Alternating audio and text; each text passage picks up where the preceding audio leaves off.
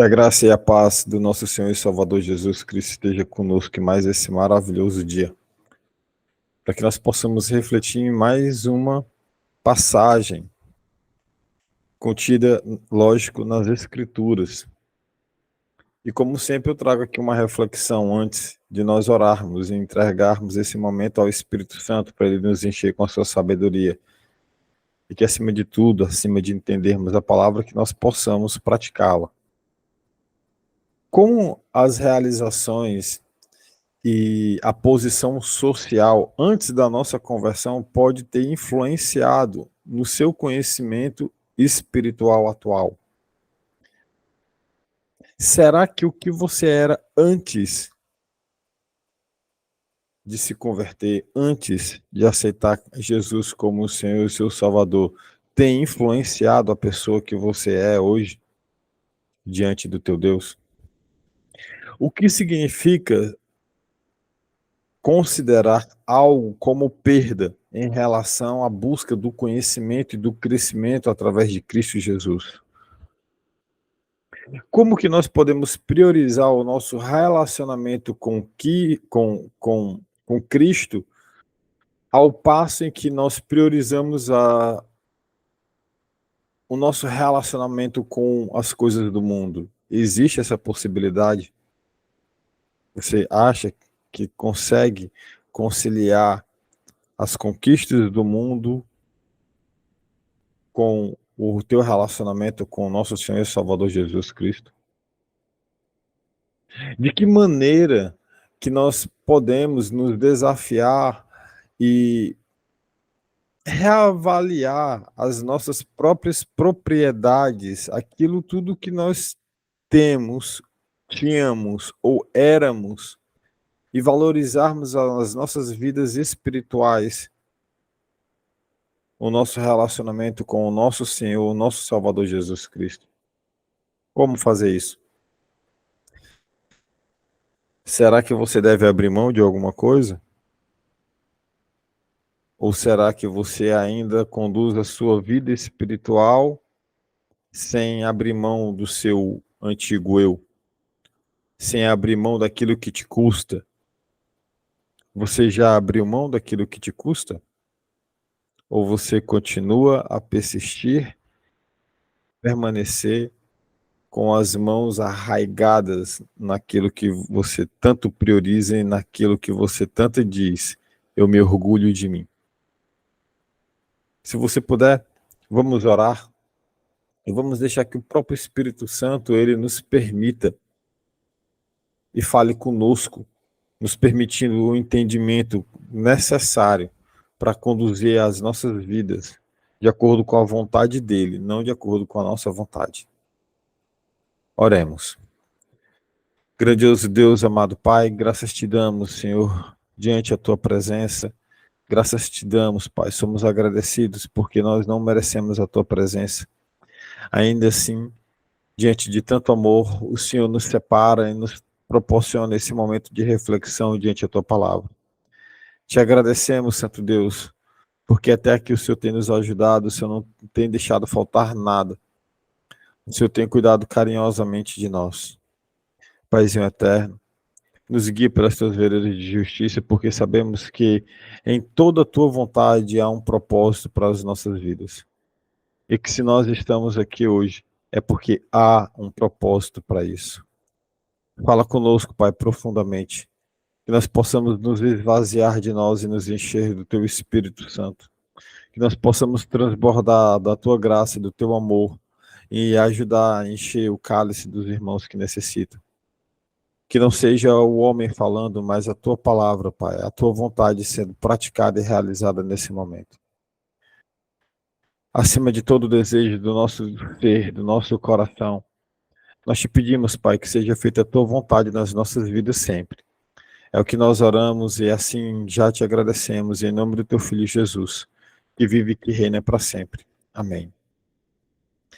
A leitura de hoje, nós vamos fazer no livro de Filipenses, no capítulo de número 3, no versículo de número 4 até o versículo de número 8. Se você tiver com a sua Bíblia, para você fazer a leitura conosco, você pode abrir sua Bíblia e ler. Caso você não tenha aí com você a palavra do Senhor, eu estou compartilhando na tela. Quem vai fazer a leitura da passagem hoje é a minha tia Maria. Então, tia Maria, por favor, pode ler para nós. Amém. Glória a Deus. Diz assim: é verdade que eu também poderia pôr a minha confiança nessas coisas. Se alguém pensa que pode confiar nelas, eu tenho ainda mais motivos para pensar assim. Fui circuncidado quando tinha 8 dias de vida. Sou israelita de nascimento, da tribo de Benjamim, de sangue hebreu. Quanto à prática da lei, eu era fariseu. E era tão fanático que perseguiu a igreja. Quanto ao cumprimento da vontade de Deus por meio da obediência à lei, ninguém podia me acusar de nada. No passado, todas essas coisas valiam muito para mim, mas agora, por causa de Cristo, considero que não tem nenhum valor. E não somente essas coisas, mas considero tudo uma completa perda, comparado com aquilo que tem muito mais valor, isto é, conhecer completamente Cristo Jesus, o meu Senhor. Eu joguei tudo fora, como se fosse lixo, a fim de poder ganhar a Cristo. Amém. Glória a Deus. Amém, glória a Deus. Obrigado pela leitura, tia. De nada. Aqui Amém. Aqui nessa passagem, o apóstolo Paulo, ele nos oferece uma visão profunda na sua própria vida. Ele nos ensina sobre grandes lições, sobre o que realmente importa na vida cristã. Anteriormente, Paulo, conhecido como Saulo, era fariseu, altamente respeitado, e ele, lógico, se orgulhava de sua linhagem. Afinal, o judeu, ele se orgulha dessas coisas, se orgulha da sua linhagem. São estudiosos sobre sua linhagem, eles gostam de saber de onde eles vieram. Isso é muito valoroso para eles. No entanto, tudo isso muda quando Paulo encontra Jesus Cristo no caminho de Damasco. E hoje no devocional nós vamos ver essa transformação que aconteceu na vida de Paulo. E o valor incomparável do conhecimento de Cristo. Primeiro, o passo que Paulo dá, que está nos versículos de número 4, 5 e 6. Paulo, ele começa listando as suas credenciais religiosas. E olha que ele tinha razões legítimas para se orgulhar da sua linhagem. Obedecer à lei e, claro, ser considerado pela religião judaica como um homem irrepreensível. Olha só o que Paulo ele fala entre os versículos 4, 5 e 6. Primeiro, no 8º dia de vida, ele foi circuncidado. Paulo ele nasceu dentro de uma tradição judaica e ele foi circuncidado segundo a lei de Moisés, lá no 8º dia de vida. Essa era a prática de um sinal de sua identidade como membro do povo de Israel, com a sua aliança para com Deus, onde no 8º dia as crianças eram cortadas lá, né, o prepúcio, né, era retirado. Paulo era um homem circuncidado. Depois Paulo diz que ele é pertencente ao povo de Israel. Pertencente ao povo de Israel. Ele era um verdadeiro descendente do povo de Israel. Ele tinha pedigree. Era um israelita, judeu puro, puro.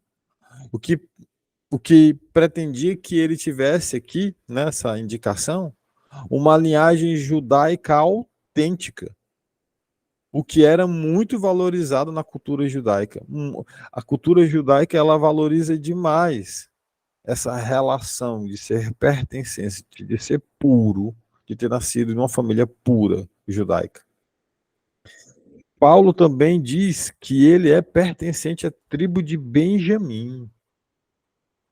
A tribo de Benjamim era uma das 12 tribos de Israel.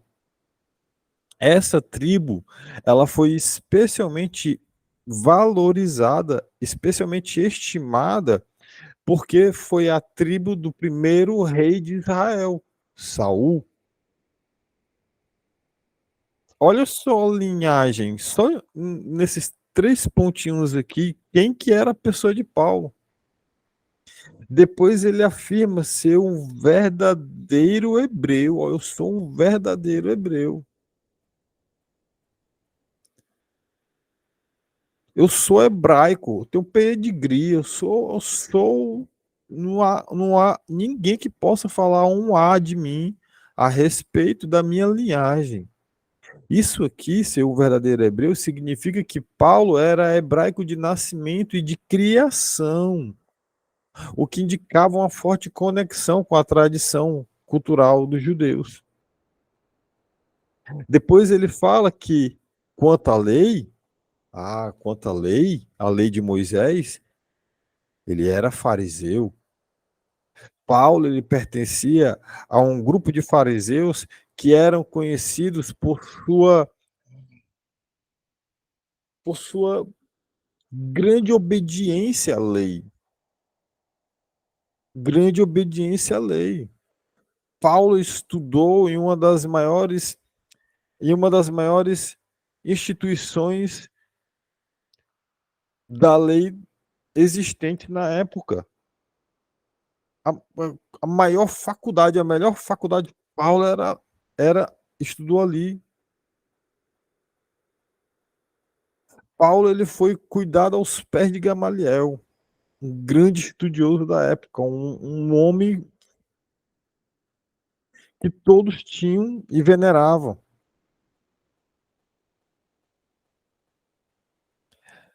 A educação e a dedicação de Paulo à tradição religiosa eram inquestionáveis. Os fariseus, na condição de fariseu, como ele mesmo se colocou aqui, eram altamente respeitados na sociedade por conta da sua devoção à fé. Paulo, ele diz que quanto ao zelo, ele era muito zeloso, e você percebe isso em Paulo, o quanto ele é um homem zeloso, principalmente na palavra de Deus. Paulo, ele era extremamente zeloso em sua fé judaica, ao ponto de perseguir os primeiros cristãos, os primeiros seguidores de Jesus, antes de ele se converter e de se tornar Paulo. Ele perseguia firmemente por conta do zelo à lei de Moisés.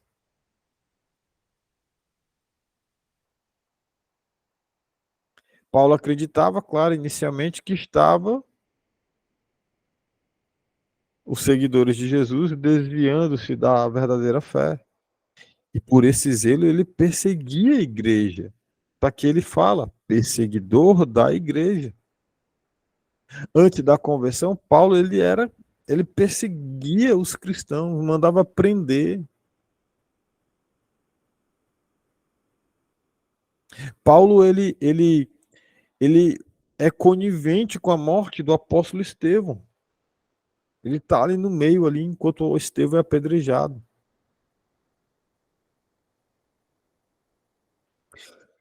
Quanto à justiça na lei, quanto, quanto fazer a lei, cumprir a lei integralmente, ele se considera como um homem que era irrepreensível de questionamentos. Paulo ele acreditava que, de acordo com a lei de Moisés, ele era irrepreensível. E ele seguiu meticulosamente os preceitos da lei e se considerou aqui, sabe, não há o que falar de mim. Ninguém tem o que tirar nem pôr. Um homem extremamente respeitado, estudioso, inteligentíssimo. E olha que eu estou me empreendendo só o que está aqui na Bíblia. Se eu for falar mais detalhes a respeito da faculdade que ele estudou, a quantidade de tempo que ele passou estudando, com quem ele estudava, algo que historiadores apontam. Eu estou me prendendo ao que está escrito na Bíblia. No entanto, Paulo ele nos lembra que todas essas coisas, embora importantes, elas não podem nos salvar. Elas não podem nos salvar. A partir do versículo 7, Paulo ele começa mencionando a essa transformação que ele tem a partir do momento em que ele entende que ele foi escolhido por Deus. Não foi ele que escolheu a Deus. Há uma diferença muito grande em andar de acordo com a vontade de Deus e ter Deus andando com você ao seu lado. Existe uma grande diferença. Aqui no versículo 7, Paulo faz uma declaração grandiosa, uma declaração ousada, né? Ele diz que mais do que para mim era lucro, passei a considerar como perda. Tudo isso, todas essas qualidades que nós vimos aqui agora, Paulo ele considera como perda por causa de Cristo. Por que por causa de Cristo? Porque ele entende a partir de agora, a partir da sua conversão, que viver em Cristo, viver para Cristo, viver por Cristo, é um valor e tem um significado extremamente tão incompreensível que tudo que ele era se tornou insignificante. O que era para mim lucro, ele diz, mas o que era para mim lucro. Antes da conversão, Paulo considera a sua posição, resultados, tradição judaica como lucro. Isso se refere às coisas que ele considerava como valiosas e colocava em uma posição de destaque, né? Ele estava em uma posição de destaque dentro da comunidade religiosa judaica. Como eu mencionei já, ele tinha um pedigree puro, raça pura. Seu cumprimento religioso à lei de Moisés e a sua posição como fariseu eram fontes de orgulho para ele. E de orgulho para qualquer judeu que tivesse uma credencial como essa de Paulo, cara, é uma coisa de se orgulhar. Mas depois ele fala que passou a considerar tudo isso como perda por causa de Cristo. Após encontrar Jesus no caminho de Damasco, tudo muda para Paulo. Tudo o seu autoconhecimento, todo o seu prestígio, todas as suas realizações, elas se tornam insignificantes em comparação à riqueza daquilo que Cristo tem para ele. Ele não apenas viu as suas conquistas como inúteis, mas como perda. Em outras palavras, ele não apenas deixou de valorizá-las, mas as atuais como algo que, em comparação com o que ele havia, são agora excelentes em Cristo. Agora, os valores atuais de Paulo são excelentes. A partir do versículo de número 8, Paulo ele vai ainda mais longe. Ele aprofunda ainda mais esse buraco. Olha, eu vou te mostrar aqui ainda mais. Eu vou tentar explicar para você aqui ainda mais sobre isso que eu estou falando, sobre o que eu hoje sou. Vou tentar te explicar para você entender mais ainda essa profundidade do que eu estou querendo passar para você de mensagem. É como se Paulo estivesse falando isso a partir do versículo 8. Paulo ele vai ainda mais longe ao considerar as coisas como perda, como perda.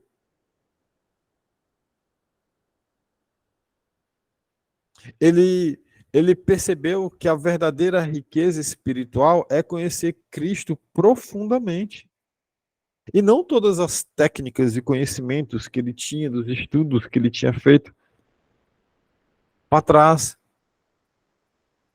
Isso nos leva a uma pergunta muito pontual. O quanto que nós valorizamos o conhecimento de Cristo nas nossas vidas? O quanto que você valoriza? Porque Paulo ele menciona, mais que isso, considere tudo como perda. Considero tudo como perda. Mais do que isso. Paulo enfatiza ainda mais essa magnitude da transformação da sua vida e a sua visão agora de valor que muda. Ele não considera apenas as suas coisas antigas, realizações como perda, mas como ela vê absolutamente como insignificantes. São insignificantes diante da grandeza. Aqui, ó, comparado com a suprema grandeza de Cristo. São insignificantes. Né? Cristo Jesus, meu Senhor, por quem perdi todas as coisas. Tudo que ele era, ele considera como insignificante.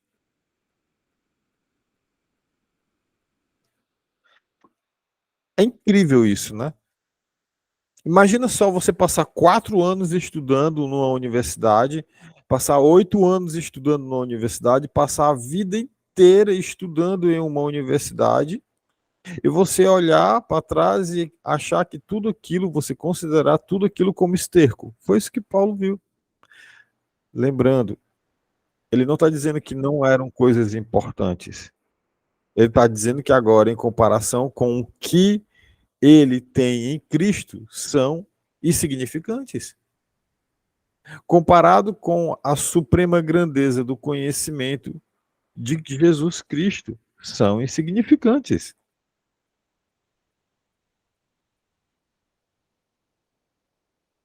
Por quem perdi todas as coisas. Aqui Paulo ele se refere ao fato de que, por causa da sua fé em Cristo, ele renunciou tudo o que ele tinha antes, tá? Tudo que ele considerava importante, ele renunciou. Isso inclui sua posição de destaque entre os fariseus, a sua reputação, até mesmo a sua segurança material.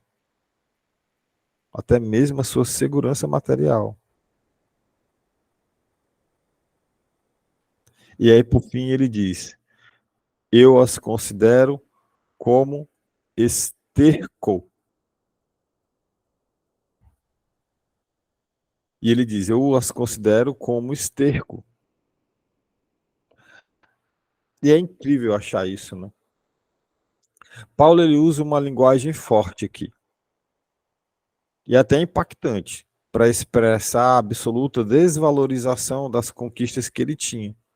A palavra que esterco ressalta a completa falta de valor que ele agora vê nas coisas em comparação ao valor supremo de um relacionamento pessoal com Cristo.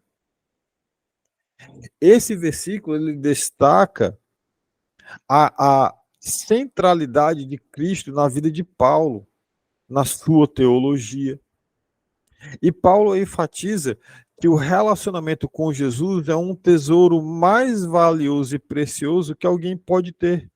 E que não há nada comparado nessa vida. É mais valioso do que qualquer realização humana, do que qualquer conquista humana, qualquer bem material, qualquer bem intelectual, qualquer prestígio social. Tudo isso ele considera como esterco. É como se você achasse que precisasse adicionar alguma técnica do mundo ao evangelho para que através dessa técnica que você aprendeu, você pudesse com isso convencer alguém de alguma coisa. Quando apenas o evangelho é a ferramenta mais completa e suficiente que é necessário. E quando você acredita que qualquer conhecimento que você tem é necessário para a conversão de alguém e que você precisa desse conhecimento que você aprendeu no mundo, para que através desse conhecimento ele é mais importante do que a palavra de Deus, é como se você estivesse diminuindo a palavra de Deus, porque o seu conhecimento é o que é necessário para convencer alguém de algo. É como se você estivesse substituindo a palavra de Deus pelo conhecimento que você tem, ou pela pessoa que você é, ou pelo bem material que você possui, ou pela posição social que você ocupa. E o evangelho por si só é a ferramenta mais poderosa que existe para trazer a salvação para qualquer pessoa. Ela é a única ferramenta para trazer a salvação. É o Espírito Santo que age. Não é a técnica que você aprendeu sobre PNL, sobre comportamento, sobre leitura labial, sobre leitura facial, sobre esqueça esse tipo de coisa. Isso Paulo fala, é como se fosse esterco.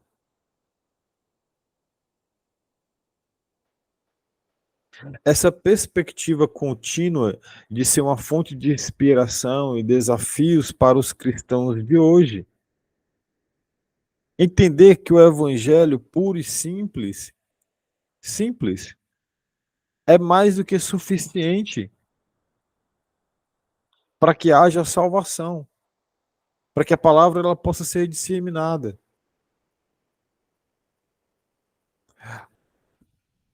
O que te custa? O que é que você ainda precisa abrir mão para que o evangelho ele faça de fato efeito na sua vida? Será que você ainda se valoriza muito? Será que você valoriza as coisas que você estudou, que você aprendeu mais do que as coisas de Deus? Será que você gasta muito tempo diante dos livros seculares e você sequer tira 15 minutos para ler a palavra de Deus por dia? Ontem eu indiquei a leitura do livro de 1 Timóteo e 2 Timóteo. Será que ontem, no feriado, você não teve tempo de ler 1 Timóteo e 2 Timóteo? Para entender sobre falsas doutrinas e não ser enganados por pessoas que professam uma fé mentirosa? Ou será que o seu dia está sendo muito corrido e você não tem 15 minutos para ler a palavra de Deus? Para orar? Orar. Será que o dia foi muito corrido ontem para você colocar um louvor no celular? E através do louvor no celular você conseguir, de fato, orar? Porque às vezes nós nos encontramos tão desmotivados e tão fracos que nem conseguimos orar. Mas será que você procurou pelo menos louvar, colocar ali um louvor? A busca incessante por conhecimento ela é importante, mas não é mais importante do que o teu relacionamento com o nosso Deus. Não é. Tudo isso que Paulo era, tudo, cada critériozinho que nós vimos cada um deles. Volto a falar. Paulo se considerava circuncidado.